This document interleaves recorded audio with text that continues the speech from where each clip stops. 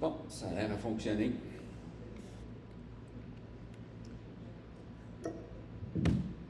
Je voulais juste préciser que toute personne qui me dit qu'il voudrait donner son témoignage, on peut l'enregistrer, mais ça prend votre permission pour qu'on puisse le mettre en ligne. Donc, pas de stress, vous ne voulez pas le mettre en ligne, pas de problème, ça c'est personnel.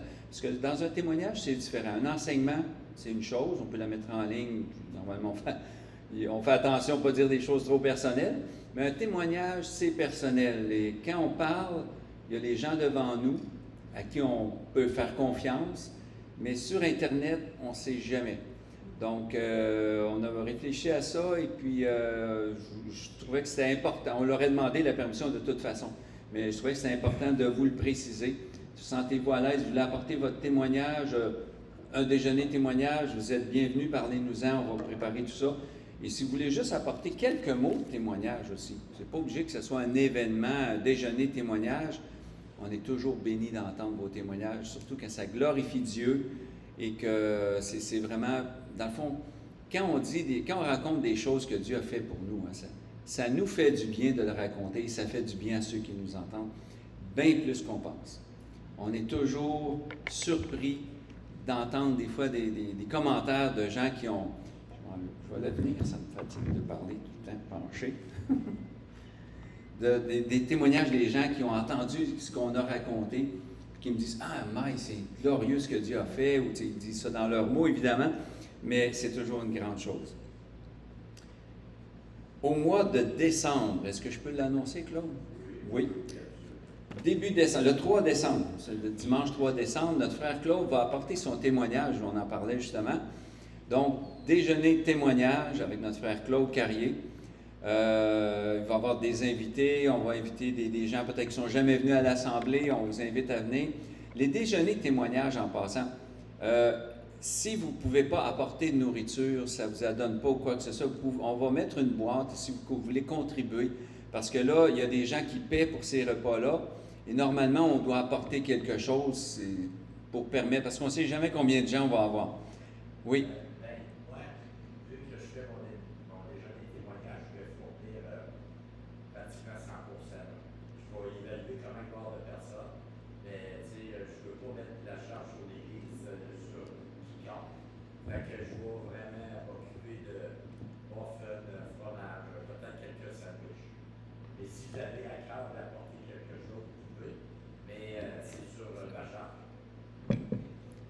Merci, mon frère. Donc, normalement, quand il n'y a pas quelqu'un comme ça qui paie tout, c'est chacun apporte un petit quelque chose ou contribue financièrement, si possible, s'il vous plaît. Et c'est libre à, si vous voulez donner, vous donnez ce que vous pouvez, évidemment. Et si vous ne pouvez pas, il n'y a pas de problème. Donc, aujourd'hui, on va commencer en prière. Ah, j'ai oublié de dire les façons de, justement, donner. Il faut que je m'habitue à ça. Vous pouvez donner directement à l'Église, en argent ou en chèque, ou, je veux dire, les dons, c'est personnel, c'est à vous de juger qu'est-ce que vous pouvez faire pour aider. Vous pouvez donner en ligne, vous pouvez donner par la poste, on peut vous donner toutes les coordonnées. Par Interact, dans Interact, on vous donne l'adresse courriel, vous faites un virement, on vous donne la question, une phrase à compléter et la réponse, on l'écrit, on peut faire le transfert. Si vous voulez, par contre, par Interact, il faut dire que si vous voulez des reçus pour fin d'impôt, remplissez quand même une petite enveloppe, écrivez votre nom pour qu'on sache justement, marquer le montant que vous avez donné par Interact. Parce que pour faire le suivi de tout ça, à la fin de l'année, là, ça va mieux avec les enveloppes. Par transfert bancaire aussi. Dieu aime celui qui donne avec joie. Si vous donnez avec tristesse, vous êtes mieux de le garder, votre argent. OK? Ça ne bénit pas personne. Parce que la bénédiction, ça commence ici. Si vous êtes béni, vous allez bénir les autres. Si vous n'êtes pas béni quand vous donnez, il vaut mieux pas donner. Préparez votre cœur à donner. Et quand on donne, vous savez, supporter une église, c'est pas juste de l'argent. Là. Une église, c'est spirituel. Vous priez pour l'assemblée, vous n'avez pas les moyens de supporter financièrement, votre prière compte bien plus que l'argent. vous aider physiquement par votre présence, vous aider à placer des chaises, faire du ménage, aider, donner des lifts. C'est ça que Dieu veut. L'obéissance vaut plus que le sacrifice. Vous avez déjà vu ça dans l'Ancien Testament, hein? C'est un roi qui avait sacrifié des animaux, puis il pensait se faire des condoléances avec ça, des doléances et tout ça, puis des bénédictions. Puis le prophète lui a dit l'obéissance. Il avait sacrifié je ne sais pas combien de brebis. L'obéissance vaut mieux que les sacrifices. Parce que si tu fais quelque chose qui n'est pas avec joie, comme Dieu le demande, avec vraiment pour Dieu, ben, tu n'es pas béni, puis tu n'es pas bénissant. On a beau dire, ah, j'ai eu 100 piastres, mais si 100 piastres n'est pas donné avec cœur, dans le monde spirituel dans lequel nous sommes avec l'Église, c'est pas pareil. C'est pas pareil. Dieu est bon, et il est bon parce qu'il nous aime. Et si vous voulez faire comme lui, faites-le par amour. Maintenant, ce matin, comment lire la Bible? Là, vous allez me dire, ben, c'est pas compliqué, hein? C'est un livre. Tu l'ouvres par la gauche, tu tournes les pages. Ça, c'est la réponse que je m'attends de certains de mes élèves, des fois. Non, c'est plus compliqué que ça. Non, c'est pas compliqué. Ce qu'il faut bien comprendre avec la parole de Dieu, la Bible, là, je vais partir de l'idée qu'il y a peut-être des gens qui nous écoutent ou qui sont ici ce matin, je ne connais pas tout le monde comme il faut, mais qui ne lisent pas la Bible ou qui ne savent pas par où commencer ou qui la lisent, mais peut-être qui se posent des questions. Est-ce que je la lis comme il faut? Est-ce que je comprends? Est-ce que c'est correct ce que je fais? Puis je vais vous expliquer. La parole de Dieu, c'est un livre qui a été écrit pas avec l'écriture automatique. Vous savez, il y a des gens qui vont entrer en transe, là, puis il y a des esprits qui vont prendre contrôle de leurs mains, ils vont mettre un papier, puis ça écrit tout ça. Ils ne peuvent même pas contrôler leurs mains. C'est pas ça. OK? C'est pas non plus un livre qui a été donné à une personne qui vient du ciel, un ange qui est venu du ciel pour donner un livre à quelqu'un. Non, c'est pas ça non plus. En fait, ce sont des hommes, des enfants de Dieu, des Juifs et des chrétiens, dans l'Ancien Testament et le Nouveau Testament, qui, touchés par l'Esprit, remplis par l'Esprit Saint, ont écrit. On appelle ça l'inspiration. L'inspiration, il y a le mot respirer là-dedans, hein, c'est le souffle. C'est l'Esprit de Dieu qui, justement en hébreu puis en grec, ça veut dire souffle, esprit. C'est le même mot. Le souffle de Dieu remplit une personne et l'utilise. Il utilise son intelligence, il utilise ses connaissances, il utilise son expérience.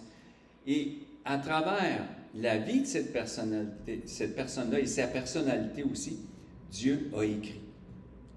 Et comment on fait pour savoir si c'est de Dieu, si c'est vraiment inspiré de Dieu? Évidemment, il faut que ça passe un test. Si on me dit, justement, on parlait de tester ou de faire vérifier la fournaise, ça prend des spécialistes, ça prend des gens qui connaissent ça. Ils vont regarder la fournaise, cette fournaise-là est finie. Il faut la remplacer. Puis il y en a un autre qui vient la voir, elle a juste 14 ans, gardez-la. Là, on fait quoi, là? Hein? On a deux avis différents. On demande un autre avis. Puis finalement, on va avec le moins cher. Non. Mais ça, c'est la pensée du monde. Mais pour la parole de Dieu, ça ne marche pas de même. La parole de Dieu, elle se défend par elle-même. Dieu n'a pas besoin de nous autres pour le défendre. Quand j'étais jeune chrétien, quand les gens disaient des choses contre l'Église ou contre Dieu ou contre la Bible, je me fâchais, puis à l'intérieur, ça bouillait, puis je répondais.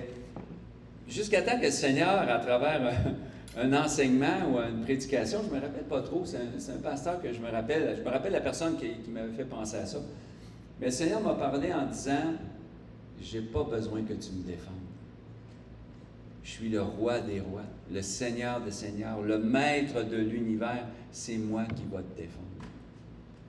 Fais juste annoncer la bonne nouvelle. » Puis là, je me suis rassis un peu, je me suis calmé et j'ai réalisé que c'est vrai. Dieu n'a pas besoin qu'on le défende. Dieu se défend lui-même. Dieu va convaincre quelqu'un par lui-même. Il nous utilise. Et on a besoin de la parole de Dieu, mais il n'y a pas besoin qu'on le défende. La parole de Dieu se défend elle-même, elle va s'authentifier elle-même. Donc, si je prends un livre de la Bible, parce qu'il y a 66 livres dans la Bible, 66 livres différents qui forment la Bible au complet, l'Ancien Testament et le Nouveau Testament. Et là-dedans, on a 39 livres dans l'Ancien Testament et 27 dans le Nouveau. Ça fait beaucoup de monde, ça, qui ont écrit, là, parce que c'est des auteurs différents. Bon, au Nouveau Testament, il y en a beaucoup que c'est Paul qui l'a écrit, l'apôtre Paul. Dans l'Ancien Testament, David a écrit plusieurs psaumes. Il y a des auteurs comme Samuel qui ont écrit des livres. Moïse a écrit les 5 premiers livres, les Genèse, Exode, Lévitique, Deutéronome et tout ça. C'est une richesse. Mais il y a plein de personnalités différentes. Il y a des médecins il y a un médecin qui a écrit, Luc était médecin. Il y a eu des grands théologiens. Paul était un théologien parmi les Juifs. Il y a eu des pêcheurs. Pierre, l'apôtre Pierre, Jean, Jacques. C'était des hommes qui avaient toutes sortes de métiers, de toutes sortes d'origines. Matthieu était percepteur d'impôts. Marc était missionnaire. On ne sait pas trop, je ne me rappelle pas trop c'était quoi son métier, mais il servait avec Paul. Il y a eu des gens qui ont fait des actions, même criminelles, mais qui ont été pardonnées par Dieu et qui ont écrit dans la parole de Dieu. Donc, si vous me dites que c'est tout du bon monde, non. Ce sont tous des pécheurs. Tous des gens qui ne méritaient pas d'être sauvés et qui ont été sauvés par grâce, qui ont été touchés par grâce, que Dieu a transformés et qui a utilisé pour parler et écrire à travers eux. Donc, ça, c'est notre Bible. Hein? C'est quelque chose. Parce que là, tu vas lire, mettons, l'Ancien Testament écrit par Moïse, dès le début, la Genèse. C'est un style, c'est une façon d'écrire. Puis là, tu arrives avec le Nouveau Testament écrit par Jean, l'apôtre de l'amour et tout ça, complètement différent. Voyons, c'est pas le même livre. Non, c'est pas tout à fait le même livre. C'est des auteurs, des hommes différents qui l'ont écrit, mais toujours le même Saint-Esprit. Il n'y a pas de contradiction réelle. Souvent, quand on trouve des contradictions, c'est apparent.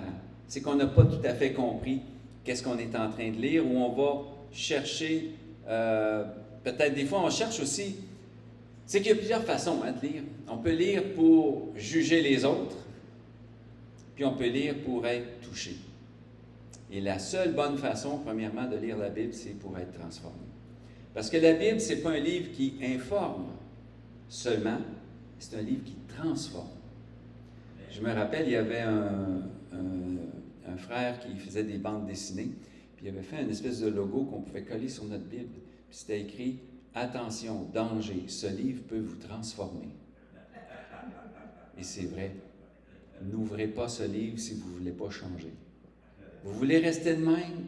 Touchez pas à ça. Vous voulez être transformé? C'est le meilleur moyen. Ouvrez la Bible et lisez-la. On va regarder ensemble plus en détail, je ne veux pas trop allonger le message. Il y a des principes de base. Avant tout, il faut demander une chose. Demander à l'auteur de nous éclairer. Si, bon, je ne vais pas prendre encore Claude parce qu'il est déjà assez à la vedette. Mettons mon frère Michel m'écrit une lettre. Je reçois la lettre, elle n'est pas signée. J'ai pensé à ça parce que l'autre jour, j'ai appelé Michel, il ne m'a pas reconnu au téléphone. J'ai dit, qu'est-ce que tu dis là? Puis là, j'ai dit, ben, là, c'est Yves. Ah, OK. Il s'est demandé de quoi je parlais, il pensait que j'étais une autre personne. Et puis, si on ne sait pas qui nous appelle ou qui nous écrit, on n'est pas dans le bon contexte, hein, des fois. Si Michel m'écrit une lettre et il me dit, faudrait faire telle chose, de quoi qu'il parle? Ah, c'est Michel, OK, ben là, il va parler de telle affaire. OK, je me situe au contexte de mon frère. Si Benjamin m'écrit, puis il me dit, il faudrait, c'est sûr, s'il commence avec, hey, père, il faudrait, là, je sais que c'est un de mes fils, mais s'il me dit, il faudrait, ou il m'est arrivé telle affaire, puis là, il rentre dans les détails, puis, OK, c'est assez personnel. Ah, ben là, c'est Benjamin, peut-être je vais le deviner, mais on a besoin de savoir qui nous écrit. Dans la parole de Dieu, quand tu vas lire la parole de Dieu, réfléchis et pense une chose très importante, c'est Dieu qui veut te parler. Ce livre-là, la parole, la Bible, a été tellement menacé à travers l'histoire. Vous avez entendu parler des nazis qui ont voulu détruire toutes sortes de choses et ils ont arrivé à détruire bien des affaires, mais ils n'ont jamais... Il n'y a pas juste les nazis, là. Il y a eu d'autres peuples auparavant qui ont brûlé des livres sacrés, la parole de Dieu, des rouleaux et tout ça. Ils ont mis des gens en prison, ils ont brûlé des synagogues, ils ont brûlé des églises, toujours pour faire taire le message que Dieu veut nous dire. Ils n'ont jamais réussi. On l'a encore aujourd'hui. Puis là, je parle d'une persécution qui a duré à travers toutes sortes de peuples, toutes sortes d'époques, toutes sortes de façons. Même encore aujourd'hui, il y a des gens qui vont critiquer la Bible. On se l'attend un peu. Si on dit que c'est la parole de Dieu, bien là, les gens vont dire « Ouais, la parole de Dieu. » Pour qui vous prenez, vous autres, hein? Bon, on se prend pour des enfants de Dieu. C'est tout, hein? On a bien le droit. Donc, priez Dieu, parce que c'est lui qui l'a écrit, et priez Dieu qui vous aide à comprendre. Si tu lis un livre, mettons, on parlait de cuisine tantôt, on va manger du spaghetti bientôt, une recette. Là, tu lis la recette, c'est écrit une tasse de ça, 3 cuillères à soupe de ci, brassé à 325, blablabla. Mais moi, je ne suis pas un expert en cuisine. Vous pouvez vous en douter. Mais j'aime ça. Puis si c'est bien écrit dans le livre, je vais être capable de suivre la recette. Mais si c'est écrit, c'est pas écrit quand mettre les ingrédients. Je me rappelle, j'ai déjà fait un gâteau, puis j'ai tout mis ça en même temps. J'ai brassé ça, ça cuit, ça n'a pas bien gonflé. C'était quand même mangeable, un petit peu plus dur que d'habitude. Il paraît qu'il fallait mettre les ingrédients solides ensemble et les ingrédients liquides ensemble. Ah, je ne savais pas. Moi, je casse l'œuf dans la farine, envoie de l'eau, on met ça, on brasse. Ça commence à être épais, on rajoute de l'eau, c'est bien trop épais, ça. Eh boy! Fait que c'est ça. Il y a des petits trucs comme ça, hein? Puis il y en a plein, des petits détails. Mais Dieu est celui qui a écrit la recette. C'est lui qui a utilisé des hommes et des femmes pour raconter son histoire. Et c'est à travers ces histoires-là qu'il nous parle. C'est pas un livre qui dit « Voici, je suis Dieu » et bla. Oui, il y a des places ça dit ça, là, mais c'est pas tout le temps ça. Il y a des fois, on lit la Bible et on se dit « Mais c'est quoi ce livre-là? » Parce qu'il y a toutes sortes de livres. Il y a des livres qui sont historiques, l'histoire des juges, l'histoire des rois. Il y a des livres qui sont vraiment des livres de loi. Le peuple juif, là, leur loi, c'est dans la Bible. C'est un livre de loi. Les 5 premiers livres, là, il y a le livre de l'Exode, le Lévitique, le Deutéronome, c'est la 2e loi. Tout ça, c'était des livres de loi. Il y a des livres qui sont des cantiques. C'est des chants. On lit des chants. Il y a des poèmes. Tu sais qu'un poème, là, tu dis « Ah, tu es le soleil de ma vie. » Bien, ton épouse ou ton époux, c'est pas un soleil. Des fois, on dit, c'est pas une lumière non plus, là, mais on n'est pas littéralement le soleil. C'est symbolique. Donc, il y a oui, des livres qui sont symboliques, mais ils ne sont pas tous symboliques. Quand c'est historique, c'est une histoire. Il y a des dates, il y a des lieux, il y a des événements. Il y a même des livres qui sont là pour qui sont des lettres. Paul a écrit des épîtres. Épître veut dire une lettre. Lettre aux Philippiens, lettre aux Éphésiens, lettre aux Corinthiens. C'est des gens qui vivaient à Corinthe, à Éphèse, à Philippe, c'est des villes. Donc, s'il écrit une lettre, c'est une lettre personnelle. Donc, il y a une raison pour écrire la lettre. Pourquoi il a écrit, à qui il a écrit, quand il a écrit, c'est quoi le sujet de la lettre. C'est toutes des choses qu'il faut comprendre en lisant ou avant de lire le texte. Je vais être un peu en contexte. Bon, premièrement, les Bibles, il y en a plusieurs. J'aurais dû commencer avec ça. Il y a une seule Bible qui a été écrite au départ, mais on ne l'a plus, ça, ce texte-là. Là, les gens ils disent « Oh, ça a été recopié. » Ben oui, ça a été copié. Puis pas rien qu'une fois, des milliers de fois, à la main. Les premières copies qu'on a eues, le premier texte qui a été écrit a été recopié et recopié et recopier. Puis pour vérifier que c'était 100% exact, il comptait la valeur des lettres et il mettait le nombre dans la marge, et ça devait arriver toujours au même nombre. Quand on dit un travail de moine, là, il n'y avait pas de moine dans ce temps-là, mais il faisait déjà la job. C'était incroyablement long. Ça pouvait prendre une année à écrire une copie. Donc, ce n'est pas tout le monde qui avait une Bible. Ça coûtait cher. Ça a été recopié et recopié. Aujourd'hui, ce qu'on fait pour vérifier si une copie qu'on a trouvée, mettons, dans une grotte quelque part, parce que c'est arrivé, on a trouvé dans une grotte, on a été voir à Qumran, une grotte, un moment donné, je pense que c'est un berger qui a lancé des roches. Il y avait des grottes qui sont hautes, puis il ne pouvait pas grimper jusque-là. Il a lancé une roche, ça a fait toc! Mais pas un bruit normal, là, tu sais, un bruit sourd, comme tu as cassé de la vitre ou tu as lancé ça à travers la porcelaine de ta grand-mère. Ça a fait du bruit comme ça. Fait qu'il a réussi à grimper jusque-là, il est entré à l'intérieur, il a trouvé des urnes qui contenaient des rouleaux de papier, pas de papier, mais de parchemin. Et puis là, ben, il l'a ramené avec lui, puis il en a parlé à tout le monde. Là, ils ont dit, oh, là, ça vaut quelque chose. Ça fait qu'il a envoyé des scientifiques qui ont fait des recherches et ont retrouvé des parchemins. C'est d'une richesse incroyable parce que c'est des parchemins qu'on avait. Oui, on avait, mettons, c'est le livre d'Ésaïe. On l'avait, le livre d'Ésaïe, mais pas écrit ou recopié de cette façon-là, à cette époque-là. Fait qu'on pouvait comparer avec la copie qu'on avait, des centaines d'années de différence, puis dire « Wow, ils sont pareils. » Imaginez-vous, tu reçois la lettre de quelqu'un qui a été recopiée des centaines de fois, puis tu retrouves une lettre qui est très proche de l'original, et tu compares avec la copie qui a été copiée 600 fois, c'est pareil. Moi, à quelque part, je vois un miracle là-dedans. Dieu a gardé sa parole.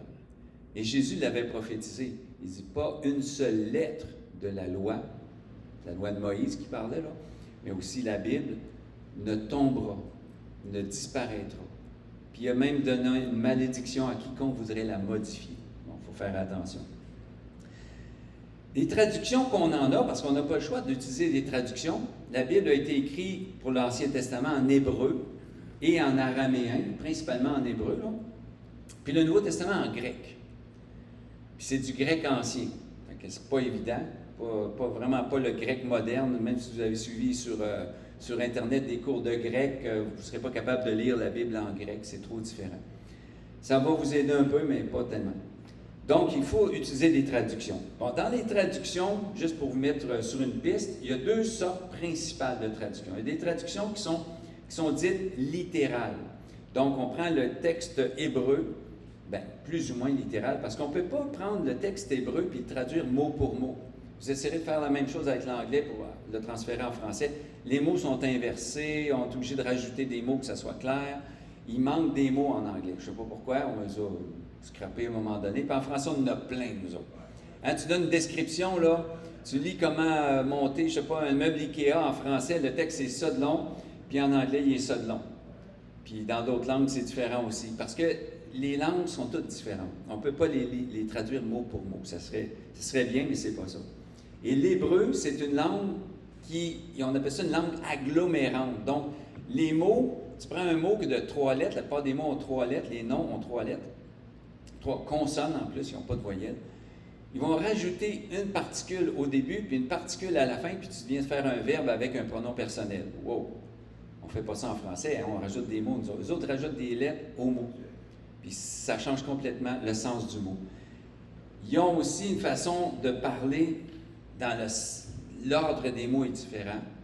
Il y a des sous-entendus dans la façon d'écrire le mot aussi. Donc, quand tu viens pour traduire ça, là, c'est du travail de spécialiste. Donc, on doit un petit peu se baser sur ces spécialistes-là.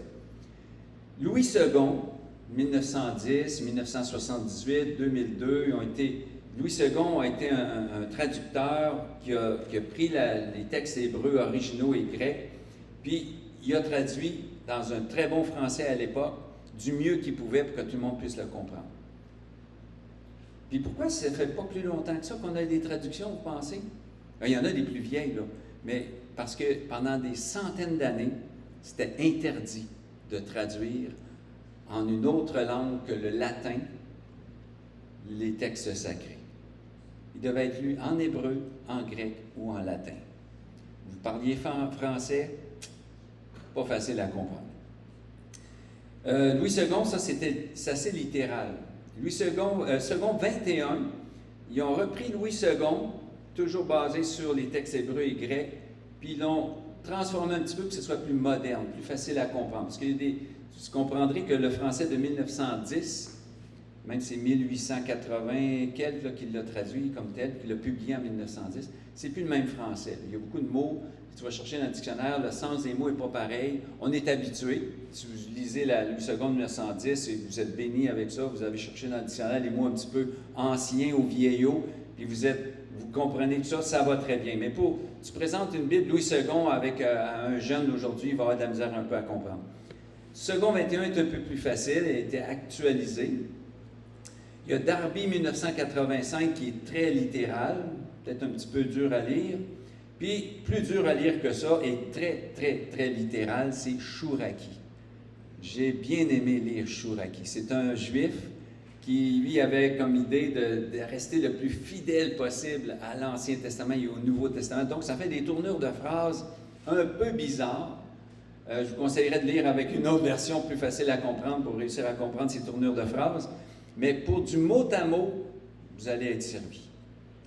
Mais c'est peut-être pas la meilleure pour citer des passages bibliques, parce que les gens ne comprendront pas grand-chose. Si on lit des Gédéon, bien, Gédéon, en fait, eux autres, c'est un groupe qui distribue des Bibles. Fait qu'ils vont utiliser la Louis II. Le plus souvent, ils ont utilisé Louis II 1910. Aujourd'hui, je pense qu'ils utilisent la seconde 21. Fait que, mais ils peuvent utiliser d'autres versions aussi.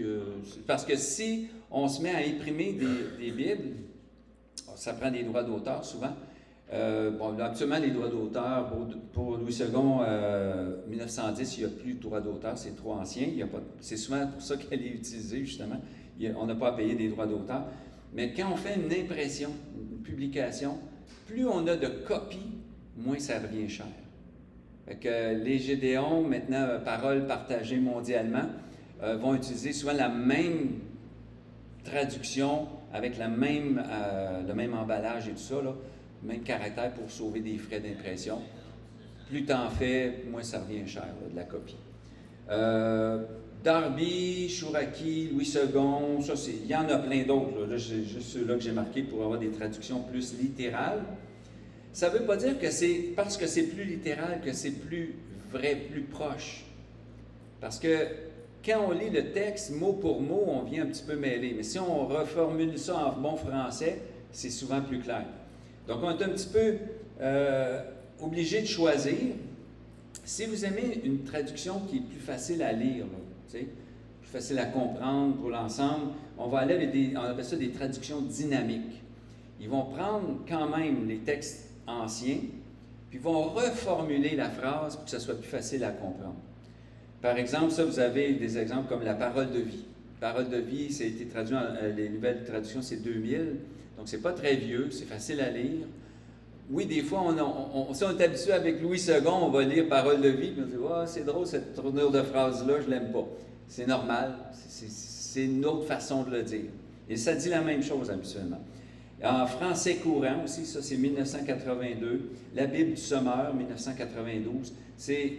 Souvent c'est dit comme des paraphrases. Donc c'est un peu reformuler la phrase pour que ça soit plus facile à dire en français. Quand on est habitué avec une version, moi je me dis c'est celle-là la meilleure. Hein? Tu es habitué avec ta Louis II, ça te parle quand tu la lis, reste avec ça.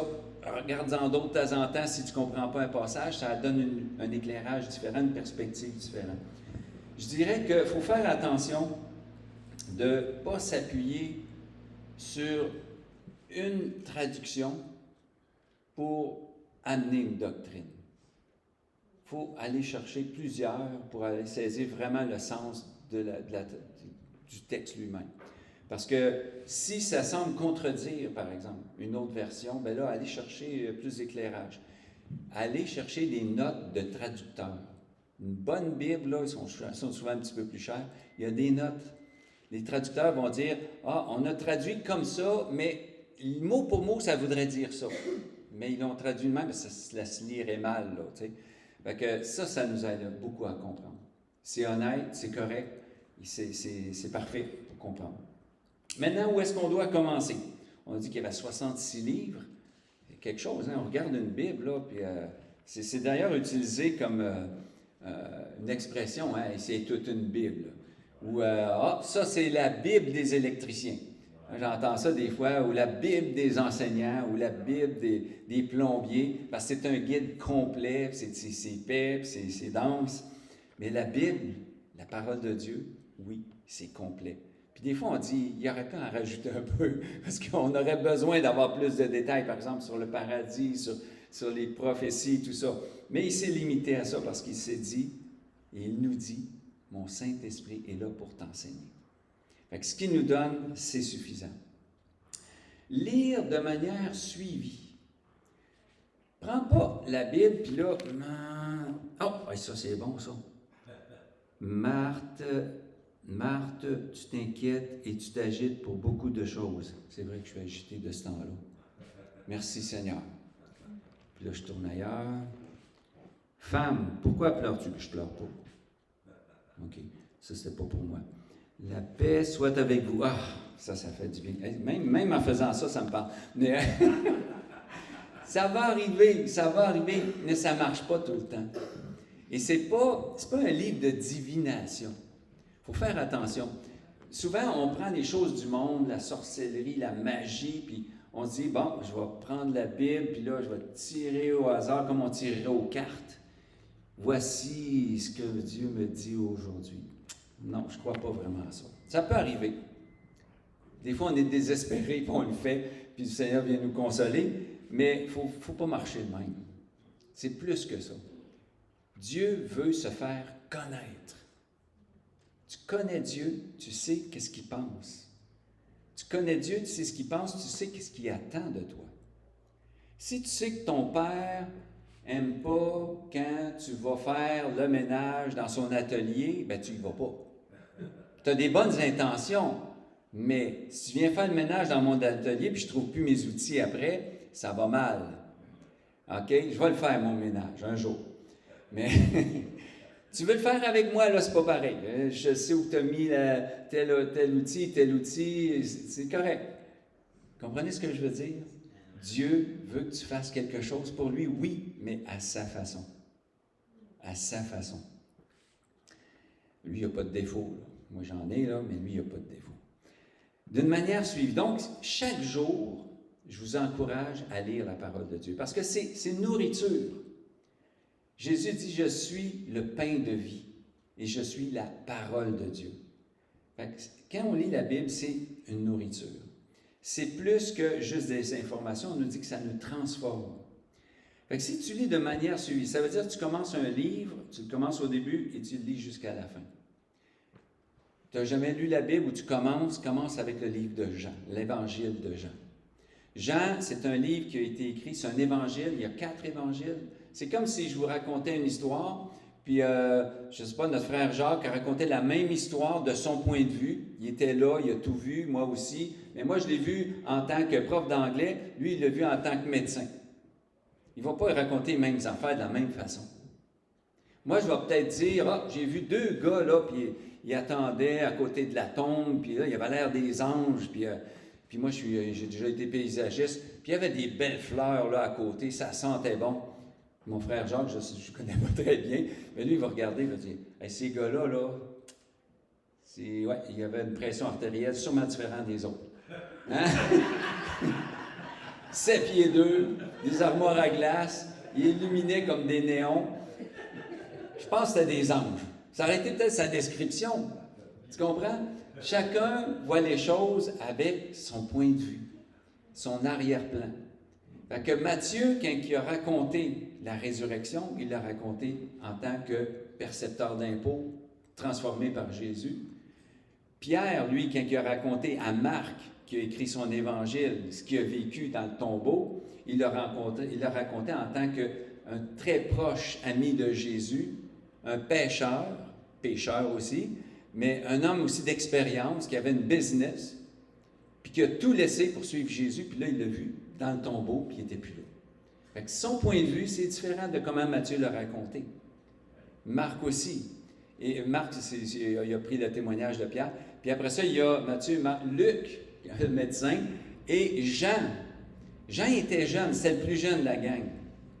Et lui, il a attendu très tard pour écrire son évangile. Il a eu le temps de lire les 3 autres puis de dire, il en manque des bouts. Moi, je vais en rajouter des petits bouts. Il n'a pas juste dit ça, il a prié sûrement. L'Esprit de Dieu l'a touché. Puis, si on n'avait pas l'évangile de Jean, le ministère de Jésus nous aurait paru, je pense, à peu près 2 ans.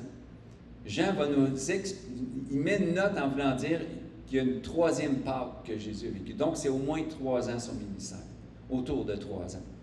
Fait qu'il y a plein de détails aussi. Puis Jean a été écrit pour tout le monde. Matthieu a écrit pour les Juifs, Marc a écrit pour les Romains, puis Luc a écrit pour les Grecs. Fait que Jean, lui, s'est dit, je vais écrire pour toutes les autres. Fait que vous êtes Québécois, vous êtes nés d'un autre pays, c'est pour vous autres. Fait que tout le monde est touché par l'Évangile de Jean. Ça vaut la peine de lire les autres aussi, évidemment. Donc, commencez par Jean. Si vous lisez un chapitre par jour, 21 chapitres, 21 jours. Un chapitre, c'est bon.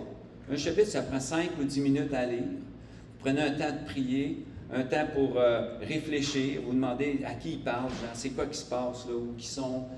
Prenez des petites notes aussi. Traînez-vous un petit cahier, un petit calepin, puis chacune de vos écritures, de vos lectures. Moi, je l'ai déjà fait longtemps, je le fais encore. Et ça nous aide, des fois, on peut relire le passage. Puis, à chaque fois que vous allez lire, gardez un esprit et un cœur ouverts. Dieu veut vous parler. Il ne veut pas juste vous informer, il veut vous transformer. Rappelez-vous de ça. Ça ne va pas juste rester là, ça va descendre plus bas. Ça va descendre dans votre cœur, dans votre âme, puis Dieu veut faire quelque chose. Priez avant chaque lecture. Laissez le Seigneur vous parler. La Bible, on l'a dit tantôt, c'est la parole de Dieu. Souvent, on donne ça comme exemple que c'est une lettre d'amour. Si je reçois une lettre du gouvernement qui me dit que je n'ai pas payé mes impôts, c'est pas vraiment beaucoup d'amour, là. Puis peut-être que je vais les payer sans amour aussi, mais c'est pas pareil. Mais si je reçois une lettre d'amour de mon épouse, peut-être que je vais la relire plus qu'une fois. Hein? Peut-être que je vais sentir aussi le parfum. Je vais regarder son écriture quand elle fait des petits cœurs, des petites fleurs.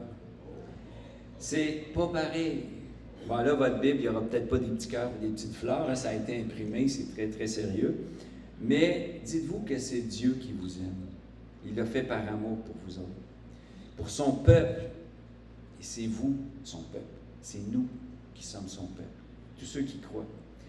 Il faut demander à Dieu de nous aider à comprendre, oui, de nous instruire, de nous diriger, puis de nous apprendre à le connaître. On ne lit pas pour les autres. On lit pour connaître Dieu et pour nous connaître. Quand tu lis, lis pour toi-même.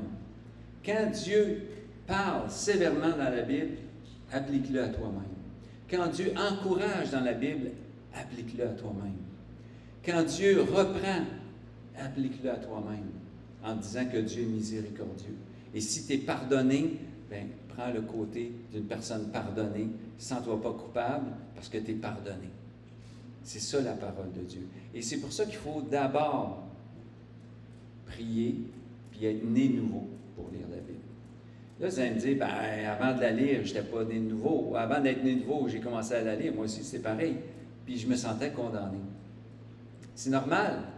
Parce que la Bible condamne le péché. Et quand tu es pécheur, ben, tu te sens visé un peu, là. Mais quand tu es pardonné, là, ça prend une toute autre dynamique, une toute autre dimension. La parole de Dieu est là pour t'encourager, pour te faire avancer, pour te dire, lâche pas, je suis avec toi. Oui, tu as tombé, mais je t'aide à te relever. Oui, tu n'es pas capable, mais avec moi, tu peux tout. C'est moi qui te fortifie. C'est de même que la Bible nous parle un coup qu'on lui a donné notre vie au Seigneur. C'est vraiment un monde différent. C'est une lettre complètement différente. Maintenant, quand on lit, il faut se poser aussi des questions. Qu'est-ce que ça m'enseigne? Qu'est-ce que Dieu veut me dire? Qu'est-ce qu'il veut me dire sur ma vie? Parce que même si l'apôtre Paul écrit aux Éphésiens, il y a des choses dans la lettre aux Éphésiens qui peuvent me concerner, que je peux appliquer à moi-même? Quelle sorte d'encouragement qu'il donne? Quelle sorte d'avertissement qu'il donne? Est-ce que ça s'applique à moi? Peut-être pas. Peut-être que oui aussi. Notez les passages qui vous touchent. Moi, j'ai fait ça avec ma Bible, avec des crayons surligneurs, fait qu'elle est multicolore aujourd'hui. Pas du tout LGBT, là, c'est arc-en-ciel, mais le vrai arc-en-ciel. Hein? L'arc-en-ciel, c'est la promesse de Dieu. Moi, j'aime ça, le symbole de l'arc-en-ciel, mais pour ce qu'il veut vraiment dire. Quand je regarde un arc-en-ciel, je me dis, Dieu a mis son arc dans les cieux. Il ne détruira plus jamais la terre au complet avec les eaux du déluge. C'est ça que ça veut dire. C'est une promesse. C'est une alliance de paix, une alliance de renouveau. Je trouve ça triste qu'on prenne ce symbole-là pour dire d'autres choses, mais nous, on sait ce que ça veut dire. C'est une alliance de paix avec Dieu. Quand je lis la Bible et que je veux qu'elle me transforme, je dois toujours m'attendre à ce qu'elle me transforme. Donc, je lis la Bible, puis plus tard dans la journée, si tu la lis le matin, c'est le meilleur temps, sensiblement, mais plus tard, tu vas te rappeler qu'est-ce que tu as lu, parce que Dieu va te mettre des événements dans ta vie où tu vas pouvoir justement appliquer ce que tu viens de lire. Et c'est pas magique, c'est miraculeux. C'est l'Esprit de Dieu qui te forme. Il ne fait pas juste nous informer. Tu vas à une conférence, tu es informé. Tel médicament ou tel outil ou telle méthode de travail, méthode d'enseignement. On a plein d'informations. Tu es transformé le jour où tu prends cette information-là puis tu la mets en pratique. Si on me dit, tu dois enseigner de telle et telle façon pour avoir une meilleure efficacité auprès des enfants, je peux me dire, oui, mais je suis déjà efficace, je n'ai pas vraiment besoin. Peut-être. Ou je peux dire, je vais l'essayer. Mettez-la à l'épreuve, la parole de Dieu. C'est Dieu qui vous invite à le faire.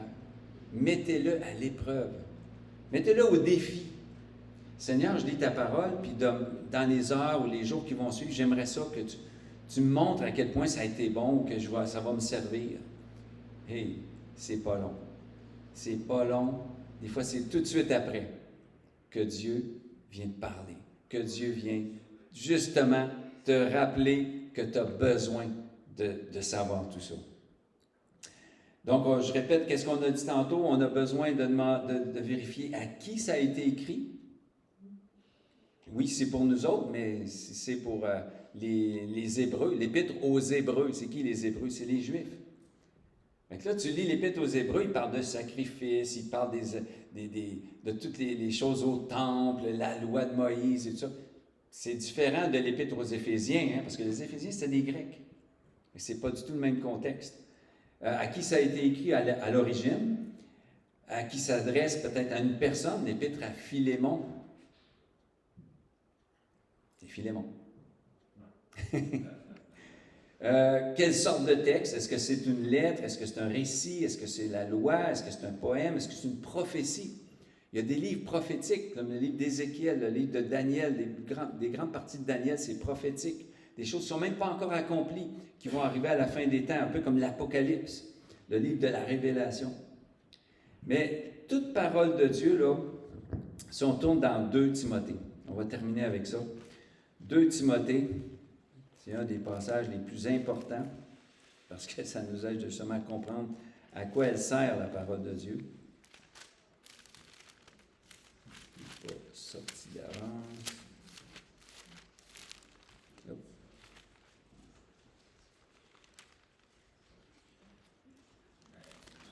Mais 2 Timothée, pas 1 Timothée. 2 Timothée 3,16. C'est un passage qu'on devrait apprendre par cœur. Toute écriture, là on parle de la Bible, toute écriture est inspirée de Dieu et utile pour enseigner, pour convaincre, pour corriger, pour instruire dans la justice, afin que l'homme de Dieu ou la femme de Dieu soit accompli et propre à toute bonne œuvre. Donc, pourquoi on lit la Bible? 2 Timothée 3,16. Donc, la parole de Dieu Le livre de Deutéronome, Lévitique, Exode et tout ça, des fois on lit ça, puis c'est long. Il y a des livres moins intéressants à lire que d'autres, évidemment. J'aime bien mieux lire le livre de Daniel ou l'histoire de David contre Goliath que de lire les généalogies, évidemment. Là. Mais ça vaut la peine de les lire quand même. Lisez-le avec un guide historique ou un guide de lecture biblique. Ça vous dit, c'est qui ça, ces personnes-là? Pourquoi on les nomme? Pourquoi un tel a engendré un tel, a engendré un tel? D'un coup, tu vois arriver Rahab. C'est qui ça, Rahab? Elle n'était même pas dans la lignée. Elle s'est mariée avec un juif, puis elle est dans les ancêtres de Jésus. Rahab, c'était une prostituée. C'est un ancêtre de Jésus. Il y a eu aussi d'autres qui venaient de Moab, qui avaient d'autres peuples, puis qui font partie des ancêtres de Jésus. Jésus homme, évidemment, là, mais quand même, il a pris soin de citer ces personnes-là dans l'histoire, puis même on voit leur histoire. Il y a des livres sur eux dans la Bible, sur elles, des femmes qui ont donné leur vie, qui ont servi Dieu dans leur temps, puis qui ont eu des enfants qui sont des ancêtres de Jésus. C'est merveilleux de voir tous ces liens-là, des fois. C'est pas là pour rien. Les Juifs le comprennent, eux autres, parce qu'ils devaient savoir de quelle tribu ils venaient, puis c'était les généalogies qu'ils leur donnaient. Nous, c'est moins important, peut-être, mais c'est quand même bon à lire. Il y a le psaume 119 aussi, au verset 105, qui nous dit « Ta parole est une lampe à mes pieds et une lumière sur mon sentier. » Ça ne dit pas, en passant, ça ne dit pas que c'est un soleil, hein? C'est pas comme le jour. C'est une lampe à mes pieds. Vous avez déjà marché avec une lampe à l'huile? Grosse noirceur, là, il n'y a pas un gros blackout, là. Il n'y a pas d'électricité nulle part. Vous êtes dans le bois, en camping, vous avez juste une petite lampe à l'huile. Et maillant, tu ne pars pas en courant avec ça. Tu ne mets pas ça en avant de ton vélo, faire du vélo dans le bois. Oublie ça, tu ne vois pas assez d'avance. Tu vois quelques pas à l'avance. Mais la parole de Dieu, c'est un peu ça. Dieu veut que tu marches pas à pas. Il ne te dira pas 25 ans, bien, ça peut arriver, mais c'est rare qu'il nous dit 25 ans d'avance qu'est-ce qui va arriver. Il est mieux qu'on marche au jour le jour. Prépare-toi parce que tu ne sais jamais quand ta vie va terminer. Il faut que tu sois prêt maintenant. C'est pour ça que Dieu qui dit, c'est aujourd'hui le jour du salut. Ce n'est pas dans 20 ans, c'est tout de suite. Ta parole est une lampe à mes pieds, une lumière sur mon sentier. Il y a un sentier à suivre. Il n'est pas toujours droit, il n'est pas toujours facile, mais Dieu veut qu'on y marche. Ce n'est pas un sentier qui est très fréquenté non plus. Si on regarde le sentier du monde, là, c'est comme une autoroute, tout le monde s'en va, puis au bout, il fait bien chaud. C'est la fin. C'est l'enfer. J'ai déjà eu une vision où je voyais des gens qui marchaient puis qui tombaient en enfer. Puis j'essayais de les empêcher d'y aller. J'essayais, je suis comme un gardien de but, là. Non, va pas là, va pas là. Puis je n'étais pas capable de tous les arrêter. Puis je ne pouvais pas tous les arrêter. Tout ce que tu peux faire, c'est leur dire ce qu'il y a en avant. Puis si la personne réagit, puis elle dit « Ouais, t'es sûr? Ah ouais? Ben pourquoi tu me dis ça? » Puis là, tu racontes ton témoignage. Ça prend la révélation du Saint-Esprit, ça prend la parole de Dieu. Ce n'est pas toi qui vas la convaincre. Ça le disait tantôt, hein? Toute écriture est inspirée de Dieu est capable d'enseigner et convaincre. Tu ne convaincs pas avec tes arguments, tu convaincs avec la parole de Dieu. Quand moi, vous vous rappelez mon témoignage peut-être, on avait prié, moi et mon épouse, on était dans une station de métro, on avait levé les yeux et on avait vu un petit traité. Ça disait « Je suis le chemin, la vérité et la vie ». Si ça avait été écrit « Va à l'église à telle adresse », pas sûr que j'y aurais été, là. Mais parce que c'est la parole de Dieu, je savais que c'était Dieu qui me parlait. Je suis le chemin, la vérité et la vie. Je savais que c'était Jésus qui avait déjà dit ça. Fait que ça m'a parlé, puis on était convaincus.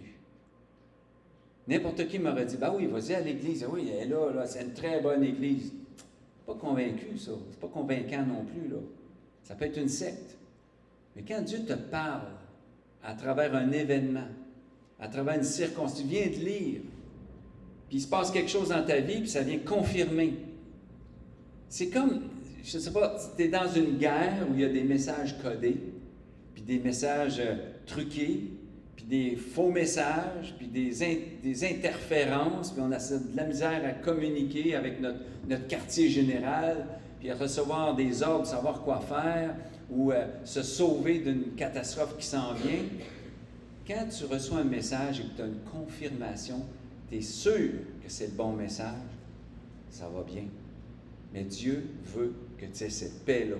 Il veut que tu lises et que dans ta vie, il y ait une approbation, il y ait une confirmation, il y ait une certitude.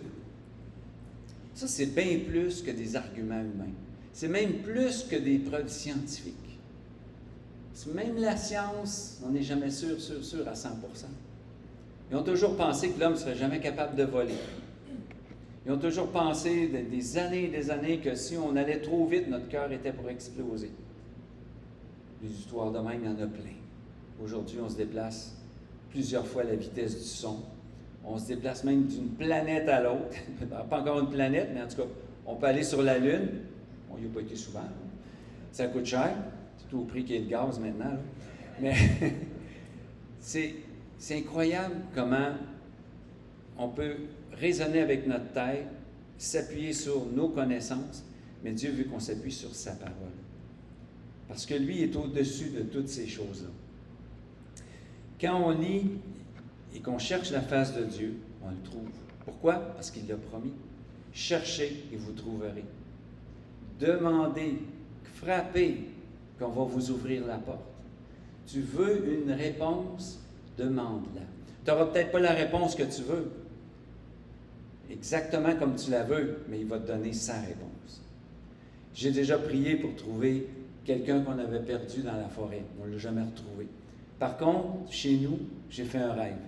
Puis dans ce rêve-là, je revoyais cette personne-là qui était en paix, qui était joyeuse, qui était dans la présence de Dieu. Est-ce que j'avais besoin de trouver son corps dans la forêt? Non. J'avais vu son esprit en rêve. Dieu m'a donné la paix à travers ça. Est-ce que j'ai eu la réponse que je cherchais? Je me rappelle, on faisait des recherches, Benjamin était avec nous autres, puis il m'avait dit, il avait lu dans la parole, « Cherchez et vous trouverez. » Hey, là, on était encouragés. On va faire des recherches dans tel secteur, dans la forêt, on avait nos GPS et tout ça, puis on marquait tous les endroits qu'on avait cherchés pour trouver la personne qui devait être décédée, quelque part en forêt, puis on ne l'a pas trouvé. J'étais extrêmement déçu. Imaginez, il venait de nous dire, « Cherchez et vous trouverez. » Moi, j'ai dit, « On va trouver son corps. » Je m'étais préparé mentalement à trouver un corps peut-être en décomposition dans la forêt. On ne l'a pas retrouvé. Puis à la maison, après avoir prié, pendant mon sommeil, mon épouse aussi, on a vu, puis on a eu la paix. C'est ça qui est important. Que Dieu te donne sa paix. C'est ma prière ce matin. Que tu puisses prier, que tu puisses lire la parole de Dieu et que tu aies la paix. Que tu sois transformé, que tu grandisses avec lui, que tu sois nourri par sa parole. Tu en as besoin tous les jours. Tous les jours, tu en as besoin. Prends un temps avec le Seigneur. C'est l'amour de ta vie. L'amour de ta vie, là, si tu le vois une fois par année, pas convaincant, là. Hein? Pas des enfants forts. Tu as besoin du Seigneur tous les jours. Tous les jours. Chaque instant de chaque jour. Tu as besoin de lui. Puis je vais vous dire, vous allez la relire, la Bible. Comme mon épouse disait, un jour, quelqu'un lui avait demandé, « Quand tu vas avoir fini de lire la Bible, qu'est-ce que tu vas faire? » « Je vais la lire encore. » Et puis, je ne sais pas combien de temps on l'a lu. À un moment donné, combien de fois on l'a lu? Je me rappelle, il y a quelques années, on avait compté à peu près une trentaine de fois. Puis, parce que si tu la lis une fois par année, c'est 3 chapitres par jour. 3 chapitres par jour et tu passes au travers en un an. Il y a aussi, ça, j'ai pas oublié de vous dire, si vous pouvez, il existe sur Internet et en librairie des guides de lecture chronologique, parce que les livres ne sont pas en ordre chronologique. Vous allez voir, il y a des passages où il parle de la reconstruction du temple avec Néhémie, Esdras, puis c'est arrivé en même temps que tel prophète. C'est pas tout un après l'autre, là. Fait que si vous avez un guide chronologique, bien ça va vous dire tel livre a été écrit au moment où le temple a été brisé, a été détruit, ou il a été reconstruit, ou après. Puis là, tu sais un peu il y a même des fois, tu arrêtes de lire un chapitre, tu lis un autre livre parce que ça va avec la même histoire. Fait que c'est très intéressant de lire de façon chronologique. Mais surtout, que Dieu dans votre vie fasse une œuvre. Merci Seigneur. Je te rends grâce Seigneur, on va prier ensemble. Je te rends grâce Seigneur pour ta parole. Je te rends grâce parce que ce n'est pas un livre ordinaire qu'on a entre les mains. Et on le sait quand on se présente quelque part avec une Bible dans nos mains, c'est comme, ça fait l'effet d'un magnum, c'est d'un gun. Des fois, les gens ont peur parce que ta parole a une autorité. Et aussi parce qu'il y en a qui l'ont mal utilisée. Et pour ça, Seigneur, on peut pas faire grand-chose. Tout ce qu'on peut faire, c'est nous l'utiliser comme il faut. Nous, la laisser nous transformer. Et l'utiliser pour partager les bénédictions qu'on en a retirées. Seigneur, c'est une bonne nouvelle. On ne veut pas parler des mauvaises nouvelles, on veut annoncer la bonne nouvelle. C'est quand on traduit le mot évangile, c'est ça que ça veut dire, une bonne nouvelle. Seigneur, que cette bonne nouvelle, on puisse la partager avec ton autorité, avec ton amour, avec la simplicité que toi tu avais lorsque tu étais sur terre, Jésus, lorsque tu as parlé à la Samaritaine au puits. Tu as parlé avec ton cœur, tu as parlé avec l'Esprit Saint. Tu as parlé à une femme qui était rejetée, une femme qui était, oui, pécheresse, mais tu l'as regardée comme une personne qui avait besoin d'être sauvée. Et c'est ça, Seigneur, que tu veux qu'on ait dans notre cœur. C'est de même que tu veux qu'on regarde les gens autour de nous. Des gens qui ont besoin de toi, comme nous, on avait besoin de toi avant de te connaître. Et qu'on a encore besoin de toi aujourd'hui. Merci Seigneur pour cette lumière, cette lampe à nos pieds sur notre sentier, qu'elle puisse toujours nous éclairer jusqu'à temps qu'on soit dans la pleine révélation de ta personne à la fin de notre vie. Au nom de ton Fils Jésus, Père. Amen. Amen. Soyez bénis et soyez là la semaine prochaine pour une autre aventure. Non. Je n'ai pas toutes les nouvelles des choses qui s'en viennent au mois d'octobre. Je vais en savoir plus cette semaine. Il y a des choses qui doivent être confirmées, mais je vous en ai donné un petit aperçu de ce qui s'en vient. Mais une chose est certaine, Dieu a des grandes, grandes bénédictions pour vous autres. Soyez bénis. Amen. Amen.